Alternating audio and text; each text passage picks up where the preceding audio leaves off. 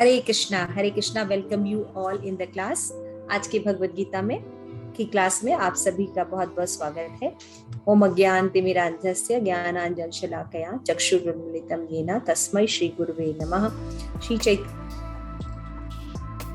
स्वयं रूप कदामयं ददाति स्वपदान्तिकम्।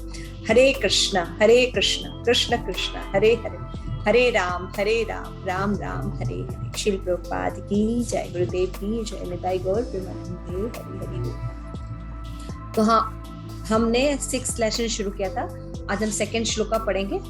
तो हम समझते हैं कि भगवान ने भगवत गीता में जो 5th चैप्टर जो है वो कंप्लीट किया, तो भगवान ने कर्म योग बताते बताते अचानक ध्यान योग यानी योगासन के बारे में बात करने लगे कि इंद्रियों का संयम करना बहुत जरूरी है, मन को कंट्रोल करना बहुत जरूरी है और इसके लिए योग करना चाहिए।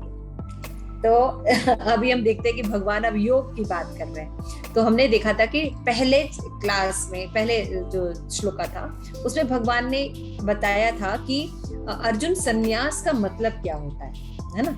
तो संन्यास का मतलब होता है कि जो पुरुष अपने कर्म फल के प्रति अनासक्त रहता है ना, कि कर्म का रिजल्ट क्या आएगा, अच्छा बुरा जो आएगा उसको एक्सेप्ट करता है भगवान की कृपा मानकर और अपने कर्तव्य का पालन करता है ना। जो भी उसका कर्तव्य उसका पालन करता है वही असली सन्यासी और योगी होता है। वो नहीं जो सब कुछ छोड़ के हिमालय पर चला जाए, न अग्नि जलाता है न कर्म करता है। जनरली हमने डिस्कस किया था कि लोग सन्यास का मतलब यही समझते सब कुछ छोड़ के चले जाना, अपनी जिम्मेवारियों को छोड़ के चले जाना। भगवान करे नहीं, अपने कर्तव्यों को छोड़कर नहीं जाना और अपना जो कर्म है यानी यज्ञ, दान और तपस्या, ये कभी नहीं छोड़ना चाहिए। इसीलिए इस्कॉन में आप देखते हैं जितने भी सन्यासी हैं वो ये 3 कर्म नहीं छोड़ते। भगवद गीता में आगे भगवान बताएंगे कि यज्ञ, ज्ञान और तप ये कभी भी हमें नहीं छोड़ना चाहिए। तो आजकल कलयुग में जो सबसे बड़ा यज्ञ है वो क्या है? हरे कृष्ण महामंत्र। और तपस्या क्या है? 4 नियम पालन करना और प्रचार करना, भगवत गीता देना सबको, है ना। भगवत गीता डिस्ट्रीब्यूशन करना, जैसे कि आप जान रहे हैं भगवत गीता जयंती चल रही है, डिस्ट्रीब्यूशन चल रहा है, तो दान देना, यानी ये करना ही है तीनों का। भाई सेकंड श्लोका देखते हैं। यम संन्यासम इति प्राहो योग्यम तम विधि पांडव न ही असन्न्यस्त संकल्प योगी भवति कश्चन। कि हे पांडुपुत्र, जिसे सन्यास कहते हैं उसे ही तुम मेरे योग अर्थात परब्रह्म से युक्त होना जानो, क्योंकि इंद्रिय तृप्ति के लिए इच्छा को त्यागे बिना कोई कभी योगी नहीं हो सकता, है ना। भगवान एकदम साफ साफ बता रहे हैं कि कोई भी व्यक्ति योगी कब नहीं बन सकता, जब तक उसके अंदर इंद्रिय तृप्ति की इच्छा है ना। आप देखिएगा कि बहुत से मार्ग होते हैं, से कर्मी होते हैं लोग, तो भगवान की भक्ति किस लिए करते हैं कि मुझे ये चाहिए, है ना, मटेरियल चीजें ही चाहिए।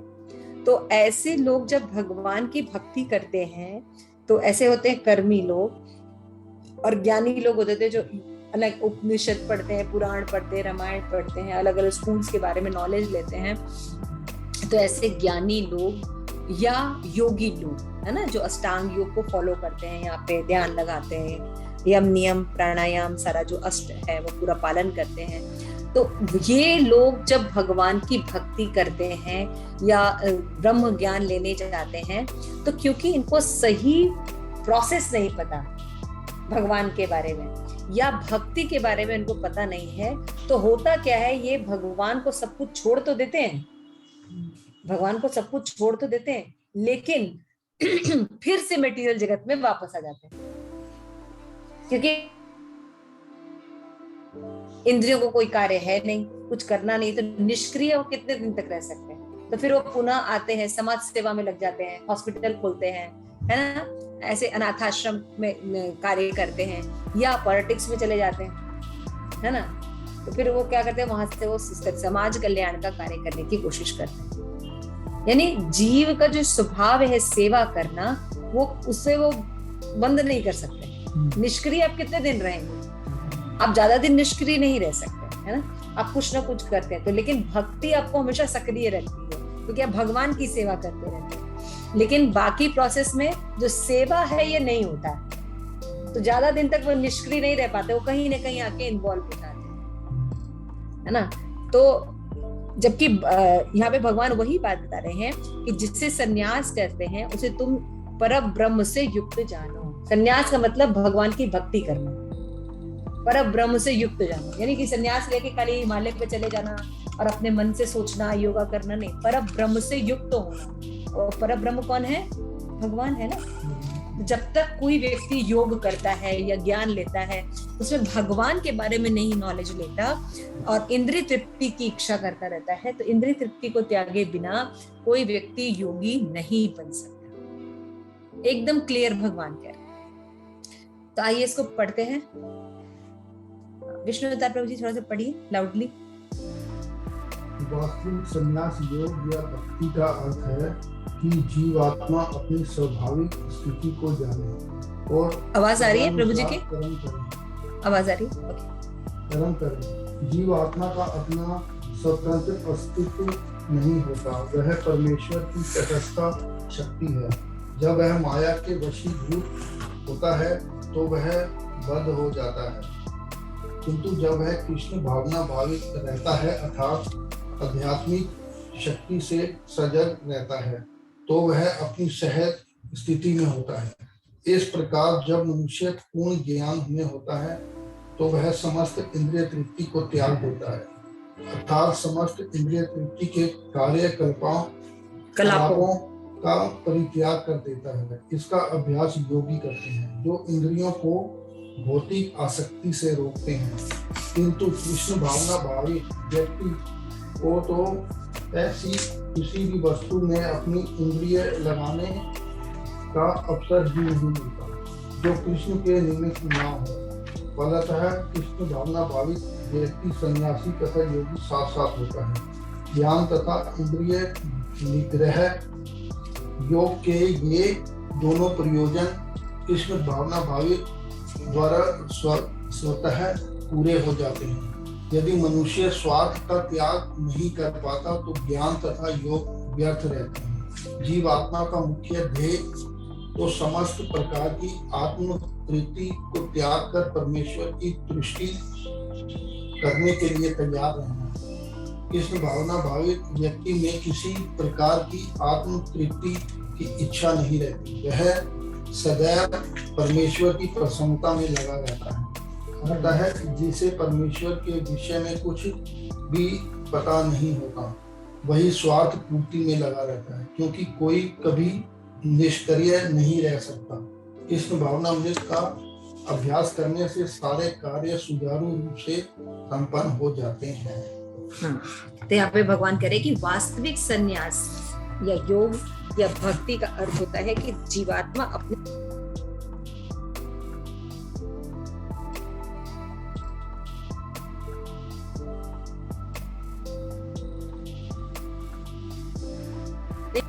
कृष्णा अभी आ रही है। तो यहाँ पे हम देखते हैं कि भगवान जो है यहाँ पे अर्जुन को समझा रहे हैं कि तुम जो संन्यास लेने की बात कर रहे हो ना, कि मैं युद्ध नहीं करूंगा, मैं जाके संन्यास ले लूंगा, तो भगवान बता रहे हैं कि असली संन्यास क्या है। तो हम भी देखते हैं कि हमारे जीवन में जब बहुत प्रॉब्लम आती है या बहुत कठिन परिस्थिति आती है या जब हम चीजों को समझ नहीं पाते कि व्हाट टू डू, तो मन करता है बस पलायन कर जाए, उस सिचुएशन से हम पलायन कर जाए, मतलब भाग जाए, उस सिचुएशन से हम भाग जाए, है ना। ऐसा सिचुएशन सबके जीवन में आता है।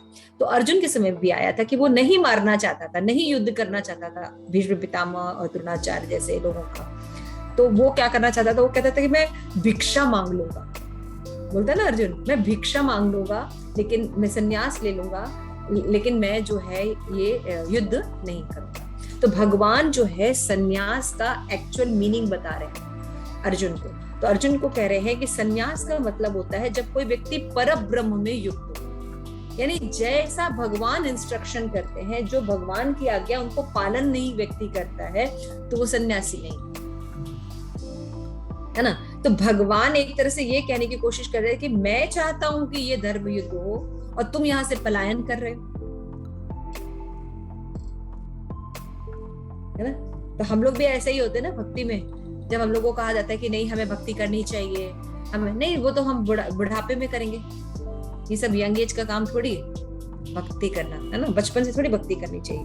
नहीं, प्रभुपाद ने हमें बता रहे हैं कि इंद्रिय तृप्ति की इच्छा को त्यागे बिना कोई कभी भी योगी नहीं बन सकता। अगर कोई व्यक्ति चाहता है कि हम सन्यासी हो जाएं, योगी बन जाएं, तो योगी बनने के लिए, सन्यासी बनने के लिए ध्यान रखना होगा कि अपनी इंद्रियों को सेटिस्फेक्शन करते रहेंगे, हम अपने अनुसार चलते रहेंगे, तो उसको योगी नहीं कहते हैं। सन्यास का मतलब होता है यज्ञ, ज्ञान और तपस्या पर ब्रह्म से युक्त हो।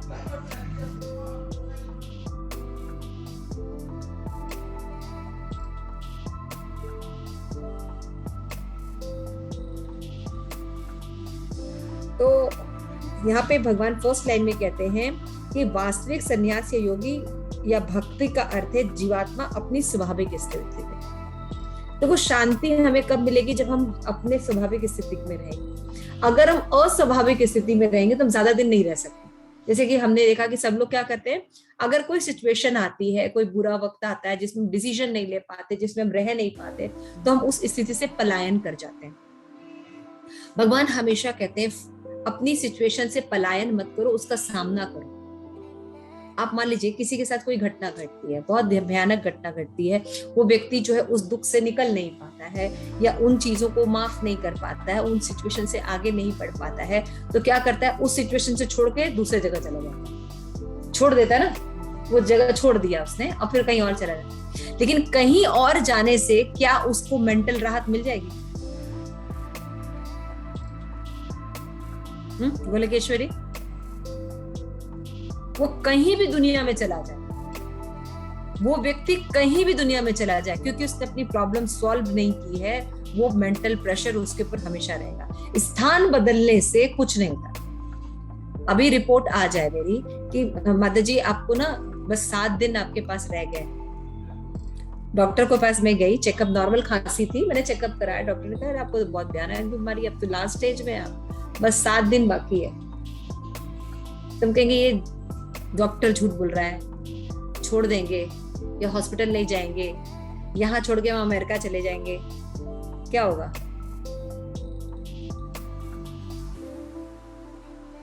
7 दिन में 2-3 दिन और कमी हो गया ये सब करने में।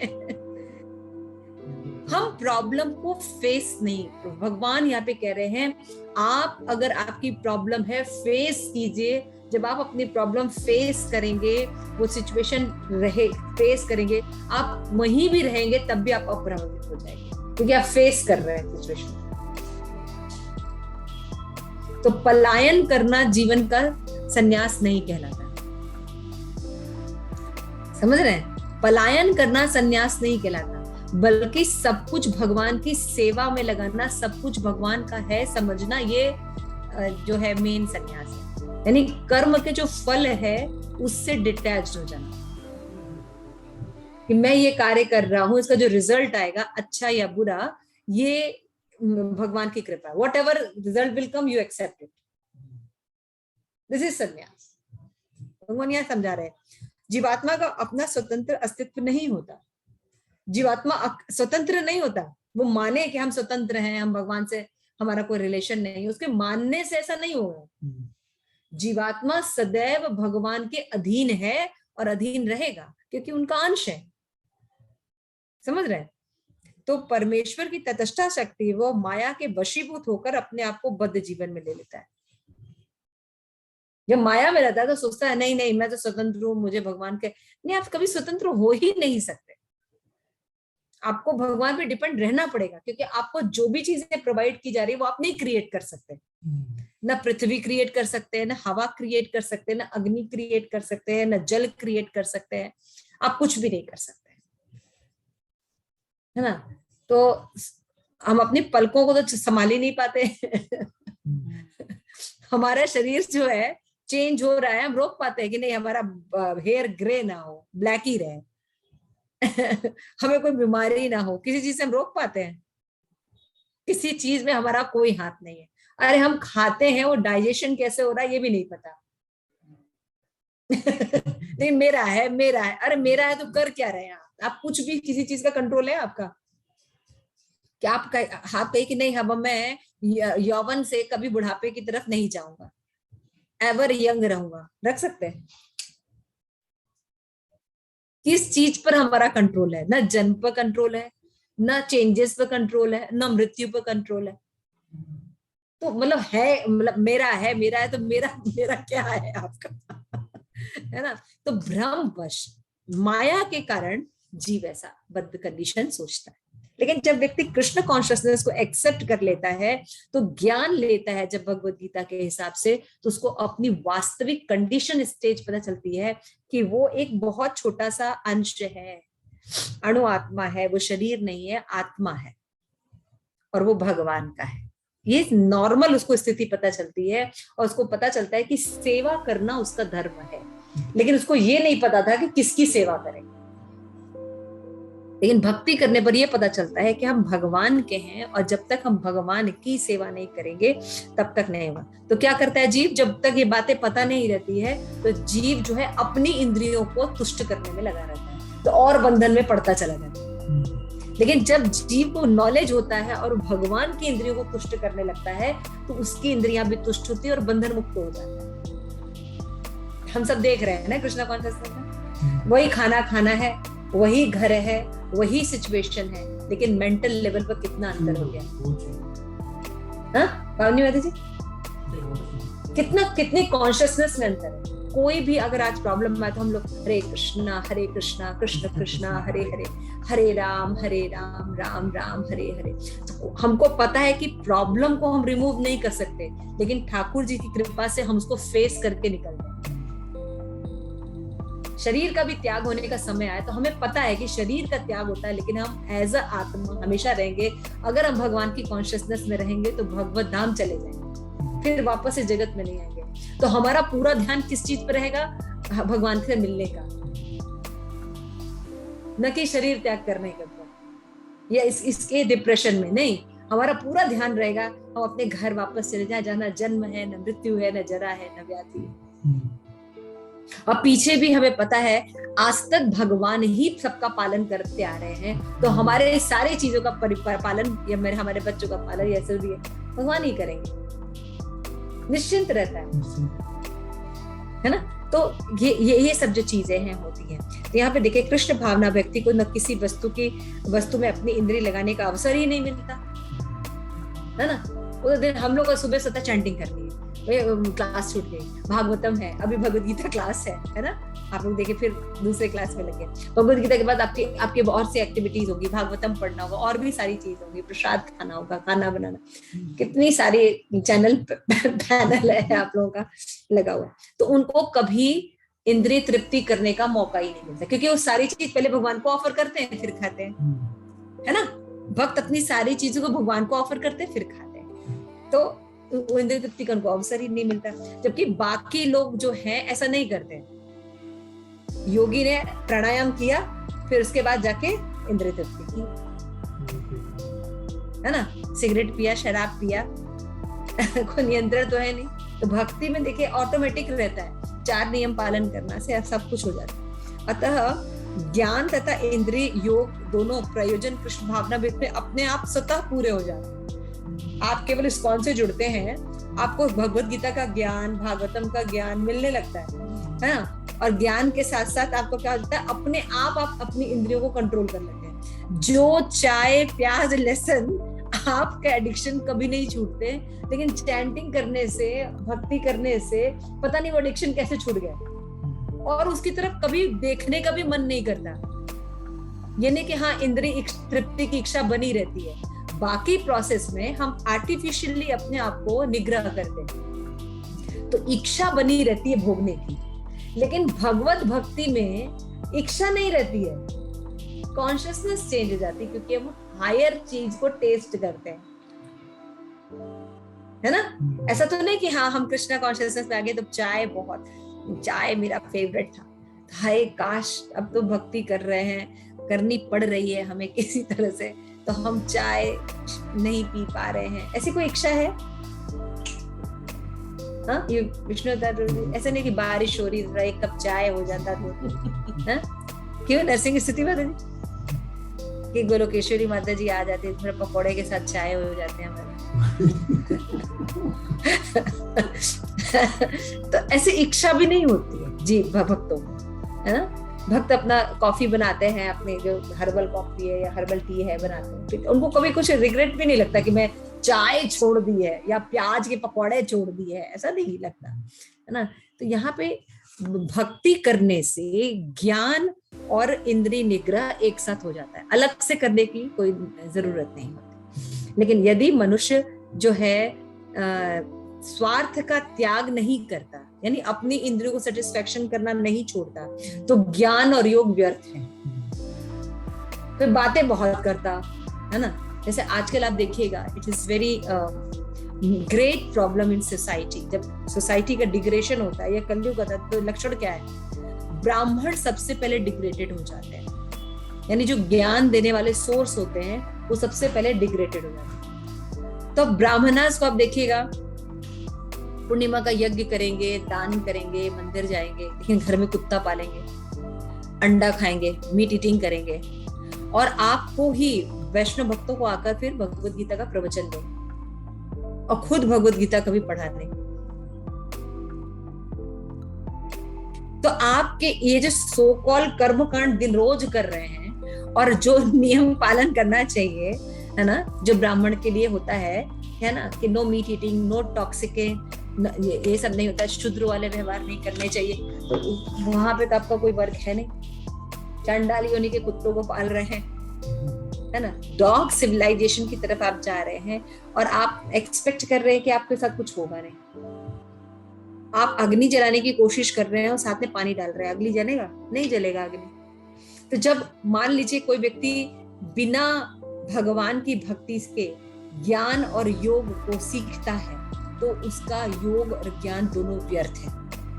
जैसे श्रील प्रभुपाद एग्जाम्पल देते हैं, शाकाहारी होना इट इज वेरी गुड, है ना। पत्रम पुष्पम फलम तोयम, भगवान ने कहा है कि मैं यही खाता हूँ, तो भक्त जो है भगवान को वही बना हुआ खाता है, वही भोग खाता है, यानी भक्त भी शाकाहारी हुआ। लेकिन शाकाहारी होना कृष्ण कॉन्शियसनेस का एम नहीं है। प्रभुपाद से पूछने पर कहता है कि कबूतर भी शाकाहारी, उसमें what is a big deal in that, है ना। बंदर भी शाकाहारी है। तो शाकाहारी हमारा, हम लोग का खाली एम नहीं है, कृष्ण प्रसाद होना हमारा जरूरी है। बहुत से लोग आप भारत में देखिए शाकाहारी होते हैं, है ना, मारवाड़ीज होते हैं, ऐसे बहुत से लोग होते हैं जो नहीं खाते हैं, मीट ईटिंग नहीं करते, लेकिन वो भगवत भक्त नहीं होते, तो उनका वो शाकाहारी को यही रखेगा। समझ में आ रहा है? बहुत से लोग मॉरल साइंस में होते हैं, है ना, बहुत अच्छे होते हैं, हम्बल होते हैं, लेकिन भगवत भक्त नहीं होते, तो उनका ये व्यवहार उनको भगवत धाम नहीं लेके चला जाएगा। और जनरली देखिएगा, जो अच्छे वैष्णवास होते हैं वो बहुत ज्यादा बिहेवियर लेवल पर बहुत अच्छा नहीं होते हैं, पोलाइट नहीं होते हैं, बल्कि कर्मी लोग ज्यादा बेटर पोलाइट होते हैं, बहुत वेल बिहेव्ड होते हैं समाज के सामने, है ना। बच्चों से बात करना, नमस्ते, बिल्कुल झुक के बात करना, आपको बर्थडे विश करेंगे, आपको मतलब everything is very well behaved, लेकिन अंदर से द्वेष, ईर्ष्या। और जबकि वैष्णवास जो होते हैं वो बिहेव भूल जाएंगे, बर्थडे याद ही नहीं रहता उनको, बर्थडे विश ही नहीं करते वो, है ना। और मानो कोई काम करते होंगे तो कहेंगे अरे हाँ आइए आइए बैठिए, अच्छा ये काम थोड़ा सा आप ये भी काम कर दिए, थोड़ा सा हेल्प करा दिए भगवान का प्रसाद लगवाने में। आप ही के घर आए प्रसाद लेने के लिए और आप ही से काम करा रहे हैं, तो वेल बिहेव्ड नहीं होते हैं वैष्णवास। लेकिन क्योंकि वो भगवत भक्ति करते हैं, तो सच में वो हमारे प्रति कृतज्ञ रहते हैं, हमारा भला चाहते हैं, क्योंकि वो भगवान की भक्ति हमें सिखा रहे हैं, है ना। तो ये सब चीजें जो है आपने समझ, कृष्ण भावना भावी व्यक्ति किसी प्रकार की आत्म तृप्ति की इच्छा नहीं करता, वो सदैव परमेश्वर की प्रसन्नता में लगा रहता है। कृष्ण भावना में त्याग करने से सारे कार्य सुचारू रूप से अपने आप संपन्न हो जाते हैं, क्योंकि भगवान ने उसकी रक्षा कर रहे होते हैं, ना। तो श्रील प्रभुपाद जो है इसके श्लोक में बताते हैं कि लेक्चर है श्री प्रभुपाद का on this verse Los Angeles में, कि Vishwamitra yogi want to create a man from a palm tree. Why should a man be born after living for 10 months within the womb of a mother? There will be procedure just like a fruit. He did like that. Sometimes yogis are so powerful, but these are all material powers. Such yogis are also vanished. How long? How can you remain with the material power? Therefore, bhakti yogas do not want any such thing. तो बता रहे हैं कि विश्वामित्र जो थे, एक बार कहा कि भाई माँ के गर्भ से बच्चा क्यों पैदा, पाम ट्री से निकल आएगा, जैसे फ्रूट निकलता है एक थोड़े दिन में, वैसे बच्चा भी निकल आएगा. प्रभुपाद कह रहे हैं कि यस, जो योगीज होते हैं उनके पास बहुत योग सिद्धियां होती हैं, वो ऐसा कर सकते हैं, लेकिन आज तो ना विश्वामित्र हैं और ना वो योग पद्धति है. तो भगवान की क्रिएशंस को हम जो चैलेंज करते हैं वो बहुत दिन तक सरवाइव नहीं कर सकते, है ना, समझ रहे? वो लोग नहीं रहेंगे, बाकी चीजें नहीं. A devotee do not want to see salvation. Why does Lord Chaitanya say birth after birth? है ना, चैतन्य महाप्रभु कहते हैं भक्त लोग जो है वो मुक्ति नहीं चाहते. नहीं तो कैसे कहते हैं, मम जन्मनी जन्मनी भक्ता भक्ति अहेतुकी कोई. हे भगवान, मेरा कोई भी जन्म हो परवाह नहीं, लेकिन मैं हर जन्म में आपका भक्त बनूं. मैं हर जन्म में आपका, वो नहीं करा है कि भक्त नहीं करा है कि मुझे जन्म न मिले, मुझे पशु योनि में न जाना पड़े, मुझे यहाँ न करना पड़े, कि नहीं, मेरे कर्म के अनुसार मुझे जो भी जन्म मिलना हो भगवान वो मिले, लेकिन मैं आपका भक्त रहूं, मैं आपका नाम कभी ना भूलूं, मैं आपको कभी ना भूलूं. यही उस भक्त की डिमांड है.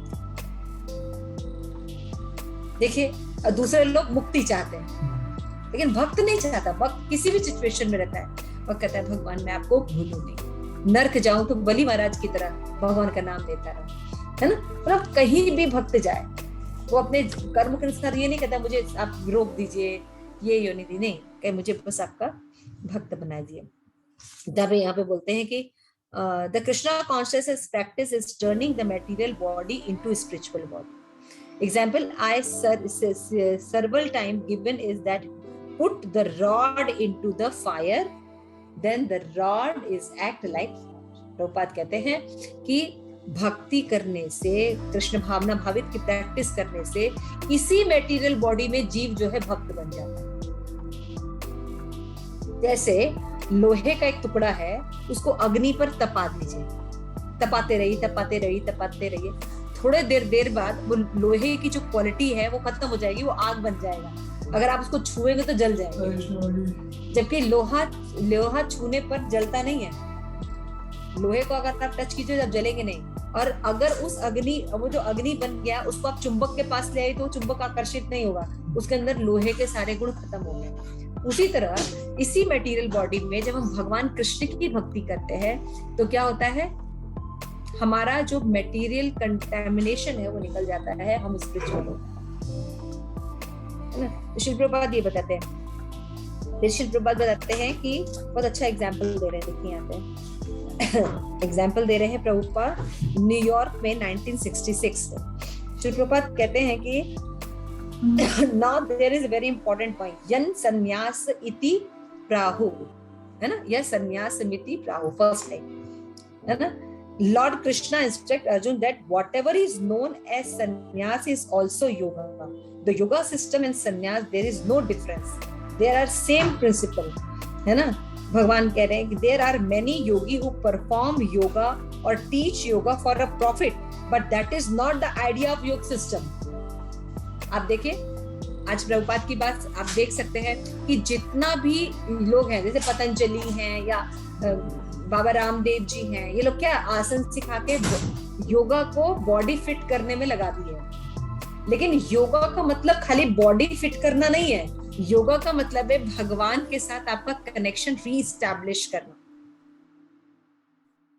तो ये सब ज्ञान किसको होता है? ये वैष्णव को ये सब ज्ञान होता है, नहीं तो लोअर लेवल पर सब रहते हैं और सब इसी मटेरियल जगत में घूमते रहते हैं, यानी इंद्रिय तृप्ति करते रहते हैं. तो इंद्रिय तृप्ति करने वाला व्यक्ति कभी योगी नहीं बन सकता जब तक परब्रह्म से युक्त ना हो उसका योग. कोई शाकाहारी है ठीक है, लेकिन वो शाकाहारी भगवत भक्ति से जुड़ा होना चाहिए, है ना। कोई सच बोलता है, कोई दान करता है, कोई तपस्या करता है, उसको कैसे भगवान से युक्त होना चाहिए। समझ गए? एकदम सीधी सी डेफिनेशन है। अगर कोई व्यक्ति के अंदर कोई भी गुण है, लेकिन अगर वो भगवान से नहीं जुड़ा हुआ है, तो वो व्यक्ति मटेरियल रहेगा, उसको सन्यासी नहीं कहेंगे। हम साफ प्रभुपाद लिखते हैं कि ज्ञान है, इंद्रिय कंट्रोल भी है, लेकिन अगर वो भगवत भक्त नहीं है तो उसका दोनों चीज व्यर्थ है, क्योंकि वो दोनों चीज को यही मटेरियल जगत में रखने वाली। जबकि भगवत भक्ति करने पर ज्ञान और इंद्रिय निग्रह अपने आप हो जाता है ना। एक भक्त देखिए अपने आप जो है पर स्त्री पुरुष संग नहीं करता, है ना। कोई मीट ईटिंग वगैरह आहार नहीं खाता, अपने आप देखिए कोई जुआ नहीं खेलता, कोई शराब नहीं पीता, है ना। अपने आप उसका इंद्रिय निग्रह रहता है और अपनी सारी इंद्रियों को पहले भगवान की सेवा में लगाता है, फिर यूज करता है। तो क्लियर हो गया सन्यास का मतलब। सन्यास का मतलब है परम ब्रह्म से युक्त होना। और पहले बताया था कि कर्म फल से आसक्त नहीं, अनासक्त रहना, है ना। कर्म फल से अनासक्त रहना और जो अपने यज्ञ दान और तपस्या के कार्य हैं उनको करते रहे, छोड़ना नहीं। अब हम दूसरा श्लोक पढ़ रहे हैं। आरुक्ष को मुने योगम कर्म कारण उच्यते, योग आरुष्य तस्य एव शम कारणम उच्यते। अष्टांग योग के नव साधक के लिए कर्म साधना कहलाता है और इस योग सिद्ध पुरुष के लिए समस्त भौतिक कार्यकलापों का परित्याग ही साधन कहलाता है। ये नरसिंह स्तुति माता जी पढ़िए।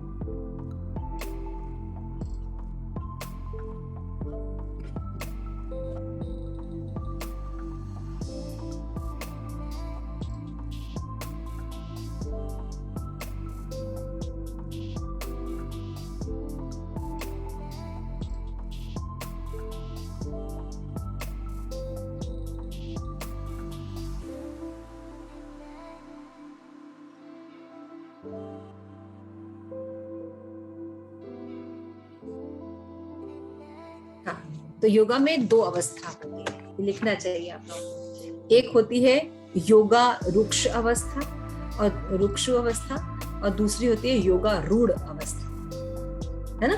तो योगा रुक्षु अवस्था क्या होती है? इनिशियल स्टेज, प्रारंभिक अवस्था, जिसमें कर्म करना ही साधना होता है, मतलब एक्शन करो। और योगा रूढ़ अवस्था जो होती है, इसमें व्यक्ति जो है समस्त भौतिक कार्यकलापों का त्याग कर देता है ना। तो यहाँ पे देखा जाता है कि जब हम शुरू में कोई योगा ज्वाइन करते हैं तो योग आसन करना, अष्टांग नियम का पालन करना, ये सब योग रुक्ष अवस्था होती है। लेकिन उसके बाद सिद्धियां प्राप्त कर लेना, इंद्रिय संयम कर लेना, ज्ञान अर्जित कर लेना, ये अवस्था क्या होती है? योगा रूढ़ अवस्था, टॉप मोस्ट अवस्था होती है ना।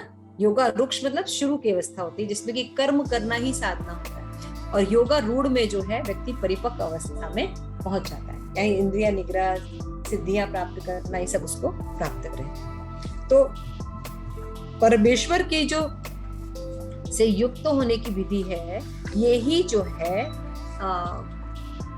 वो है मेन पॉइंट कि योग का मतलब क्या होता है? परमेश्वर से युक्त होना। है ना। तो यहाँ पे बताया गया है कि जब हम भक्ति करते हैं, इस मान लीजिए योगा में जाते हैं, तो हम क्या करते हैं, सबसे पहले प्राणायाम करते हैं, है ना, आंखों को बंद करते हैं, आसन करते हैं, सांस के आवागमन को रोकते हैं, है ना। इससे क्या होता है, धीरे धीरे शांति मिलती है। बहुत बहुत बहुत ज्यादा, जैसे अगर आप क्रोध में आइए तो क्या होता है, सांसें जल्दी जल्दी चलती है। उसको अगर संयमित कीजिए, अच्छे से रहिए, तो क्या होता है, योगा करने से क्या होता है, थोड़ा मन शांत होने लगता है, ध्यान करने से मन शांत होता है ना। क्रोध है, मोह है, काम है, ये व्यक्ति को धीरे धीरे दूर होता है। लेकिन योग में क्या होता है कि ये योगा जो रूढ़ अवस्था होती है उसमें बहुत टाइम भी लगता है, और योग रूढ़ अवस्था में भी परम सिद्धि प्राप्त नहीं होती, मटेरियल अटैचमेंट बना रहता है। जबकि कृष्ण भावनामृत में व्यक्ति जो है शुरू से ही योगारूढ़ हो जाता है। उसको ज्ञान भी मिल जाता है, इंद्रिय संयम भी हो जाता है, और वो शुरू से ही चैंटिंग करते करते ये सब शुरू हो जाता है। चैंटिंग करते करते ही शुरू हो जाता है, थोड़े दिन चैंटिंग करते ही 4 नियम का पालन करने लगता है। समझ रहे हैं? तो भक्ति में और बाकियों में अंतर होता है कि वो हाईएस्ट योगारूढ़ अवस्था पे जाकर भी परम सिद्धि नहीं प्राप्त कर सकते, और यहाँ जो कृष्ण भावना भावित का जो साधक है वो भी योगारूढ़ अवस्था पे जाता है, क्योंकि भगवान का चिंतन करता है, चैंटिंग करता है और 4 नियम का पालन करता है, तो क्या होता है, उसको शुद्धि प्राप्त हो जाती है। तो यहाँ पे जो शील प्रभुपाद है यहाँ पे बता रहे हैं कि शील प्रभुपाद ने लॉस एंजलिस में 1969 पे दिया कि yoga has been compared to a ladder, steps in big building, every step is progress, that is fact. So the whole stair or ladder may be called the yoga system. One may be on the 5th step, 6th step, 5th 100th step, although the whole ladder is called the yoga, है ना। Although the whole ladder is called yoga system, one who is on the 5th step cannot be equal to the person of the 15th step. One of the 15th step cannot compare to the 100th step. So Bhagavad Gita, you will find Karma Yoga, Jnana Yoga, Dhyan Yoga, Bhakti Yoga, they are called yoga because the whole stair is connected to the top floor. So every system is connected with God, Krishna, but that does not mean that every man is on the top floor. One who is on the top floor is to understood as the Krishna consciousness, other just like being the 5th, 4th steps, whole is like the yoga ladder. Prabhupada कह रहे हैं योगा को एक सीढ़ी की तरह हम example दे सकते हैं। भाई सीढ़ी पे कोई थर्ड सीढ़ी पे खड़ा है और कोई 5th सीढ़ी पे खड़ा है, एक ही है, जबकि पूरी जो स्टेयर है वो योगा सिस्टम कहना है। लेकिन इसका ये मतलब थोड़ी कि जो 3 लेवल पर खड़ा है, 3 स्टेयर पर खड़ा है, वो 5th वाले के बराबर है। ये तो 5th पे खड़ा है वो 50th वाले के बराबर है नहीं ना। लेकिन सारी सीढ़ियां भगवान की तरफ जा रही है। तो टॉप मोस्ट व्यक्ति या टॉप मोस्ट योगी कौन होगा, जो भगवान से कनेक्टेड रहे। तो कृष्ण कॉन्शियसनेस में फर्स्ट दिन बताया जाता है Krishna is the supreme personality of God है। श्रीमद् भागवतम का पहला श्लोक बताता है कृष्णस्तु भगवान स्वयं, पहले दिन से ही करेक्ट कर दिया है। तो कृष्णा कॉन्शियसनेस में जो सबसे फर्स्ट योगा रुक्ष अवस्था होती है जिसमें हम कर्म करते हैं, उसी अवस्था में वो योगा रूढ़ अवस्था में होता है।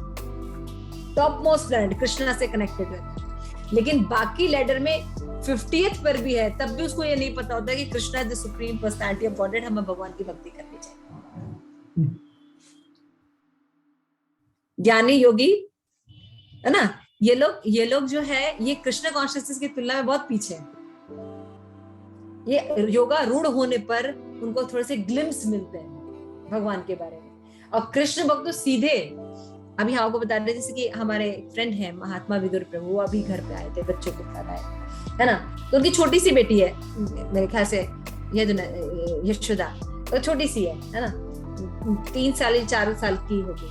तो सब भगवान कौन है, कृष्णा, और बाकी डेमीगॉड्स कौन है, उनके रिप्रेजेंटेटिव। अच्छा गणेश कौन है, गणेश जो है वो विघ्न का नाश करते हैं और भगवान के सर्वेंट है। तो अगर हमें किसकी वर्शिप करना चाहिए, कृष्णा की, क्योंकि कृष्णा की सर्विस करने से बाकी डेमीगॉड्स की पूरा जाती है। 5 साल की लड़की। और ये नॉलेज आप बताइए मुझे, योगी लोगों को भी नहीं होता है, जो योगा रूढ़ लोग हैं। बनारस में हमारे बहुत बड़े बड़े पंडित लोग हैं है ना, कितने शास्त्र पढ़ चुके हैं, उनको नहीं पता कि Krishna is the supreme personality of God है। उनको ये नहीं पता कि डेमी गॉड्स यानी देवताओं में और भगवान में क्या संबंध है। वो देवताओं को भगवान के इक्वल टू मानते हैं और कृष्ण को उनमें से एक मानते हैं। तो भैया कौन ज्ञानी हुआ? कृष्ण भक्त की कृष्ण भक्त वो छोटी सी लड़की। हमारे छोटे छोटे बच्चों को पता है कृष्णस्तु भगवान से, क्लियर नॉलेज है। हाँ, एक छोटे छोटे बच्चे से पूछे इस्कॉन में भगवान कौन है, कौन बोलेगा? क्या बोलेंगे? कृष्णा। कोई नहीं, एक छोटा सा बच्चा ही बोलेगा कृष्णा ये भगवान है। कोई बोलेगा भगवान देखा है? हाँ देखा है, इधर लेके आओ उसको, लॉलियम पकड़ के लेके आए, ये भगवान है। ये जो राधा गोविंद है ये भगवान है। सोच के देखिए। और इतने बड़े बड़े लोगों को नहीं पता कि भगवान कौन है। कॉन्फिडेंस है, पूरा कॉन्फिडेंस, मैटर क्लियर रहता है। शिल प्रभुपाद के साथ भी घटना घटी थी, है ना, छोटी सी जो बेटी थी माता जी की, मालती माता जी की, है ना। प्रभुपाद उसको सब वो सारे जो फिलोसफर बैठ के क्रिटिसाइज कर रहे थे, प्रभुपाद ने उसको बुलाया और एक बिस्किट या कुछ दिखाया और पूछा भगवान कौन है? सरस्वती से, है ना, कि भगवान कौन है? तो बोलते Krishna is the supreme personality of godhead. Prabhupada हाथ आ गया, लड्डू लो, लड्डू या बिस्किट। प्रभुपाद कहे लुक इन कृष्णा कॉन्शियस, छोटी सी लड़की को भी पता है कि भगवान कौन है और आप मुझसे बहस कर रहे हैं Krishna is the supreme personality of God. This is the beauty. तो यही बात यहाँ पे प्रभुपाद करेगी। अष्टांग योग के 9 साधक भी जो होते हैं योग सिद्धि के लिए समझ भौतिक का त्याग करते हैं, वो भी छोटे रहते हैं। और भक्ति करने वाला न साधक भी कृष्ण भावना में वो योगारूढ़ अवस्था पे रहता है, क्योंकि वो जानता है कि योग का मतलब होता है कनेक्ट होना, भगवान से कनेक्ट होना, और वो भगवान से कनेक्ट रहता है। चैंटिंग करते तो मतलब क्या है? हरे कृष्णा कृष्ण कृष्ण हरे हरे, हरे राम राम राम हरे हरे। साधक अवस्था में पता होता है कि हे हरे, हे राधा रानी, हे कृष्ण, मुझे अपनी सेवा में लगाइए। तो अर्जुन को भगवान ये ज्ञान दे, पहला ज्ञान दिया कि सन्यास का क्या मतलब होता है, कर्म त्यागना या अपने कर्तव्यों से भागना, ये नहीं है। Face your problem. स्थान चेंज कर लेने से, जगह चेंज कर लेने से, उसको छोड़ जाने पर हम कभी भी उस सिचुएशन को भूल नहीं सकते। अगर हम फेस करते हैं तो हम यहीं पर रह के भी उस सिचुएशन को हैंडल कर सकते हैं। तो सबसे मेन सिचुएशन है क्या जानना? अपनी वास्तविक पोजीशन जानना, identity. You are not this body, you are soul. जो भी घटना घट रही है वो बॉडी के साथ घट रही है, आपके सोल के साथ घटना नहीं घट रही है। क्योंकि हम बद अवस्था में है, इसलिए मैं और मेरे में लगे। लेकिन मैं और मेरा अगर हम भगवत भक्त कृष्ण को कर ले तो सारे अंतर खत्म हो जाए। सेकंड में भगवान कहते हैं कि सन्यास का मतलब होता है पर ब्रह्म से युक्त होना, ना कि इंद्रिय तृप्ति करना। जो इंद्रिय तृप्ति कर रहे हैं उनके अंदर ज्ञान और इंद्रिय संयम रहेगा, लेकिन सब व्यर्थ है ना। उसके बाद भगवान बोलते हैं कि अष्टांग योग में 2 अवस्था होती है, योगारूढ़ एंड योगारूढ़। तो लेकिन कृष्ण भावना भावित में जो योगारूढ़ यानी कर्म अवस्था पे, कर्म जब न्यूफाइड जो व्यक्ति होता है वो भी योगारूढ़ की अवस्था पे होता है, क्योंकि उसको वो पता होता है कि Krishna is the supreme personality of godhead and I am the part and partial of the Krishna, I am the internal servant of Krishna. एकदम उसको नॉलेज क्लियर है। ठीक है, एनी क्वेश्चन, एनी डाउट? शिल प्रभुपाद की जय, आप सभी गौर भक्त वृंद की जय, निताई गौर प्रेमानंदे हरि।